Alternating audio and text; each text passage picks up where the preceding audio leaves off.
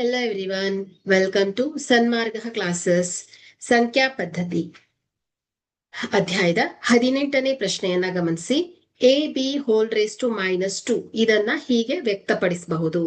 So ಆಯ್ಕೆ A 1/a square into B square, ಆಯ್ಕೆ B 1/a square into B square, ಆಯ್ಕೆ C a square into B square, ಆಯ್ಕೆ D -2/a into B. Okay, so ಇಲ್ಲಿ A into B whole raise to -2 ಇದೆ. So ಇಲ್ಲಿ ಘಾತಾಂಕ ನಿಯಮವನ್ನ ಉಪಯೋಗಿಸೋಣ. So X into Y whole raise to N is equal to ಹೇಗೆ ಬರೀಬಹುದು, X raise to N into Y raise to N.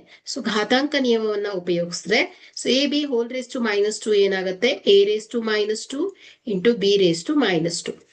So ಇಲ್ಲಿ ಋಣಾತ್ಮಕ ಘಾತಾಂಕವನ್ನ ಧನಾತ್ಮಕವಾಗಿ ಬದಲಾಯಿಸಬೇಕು ಅಂದ್ರೆ ಏನ್ ಮಾಡ್ಬೇಕಾಗತ್ತೆ, X raise to minus N is equal to ಏನಾಗುತ್ತೆ ಹೇಳಿ, 1/x ರೇಸ್ ಟು ಎನ್ ಆಗುತ್ತೆ.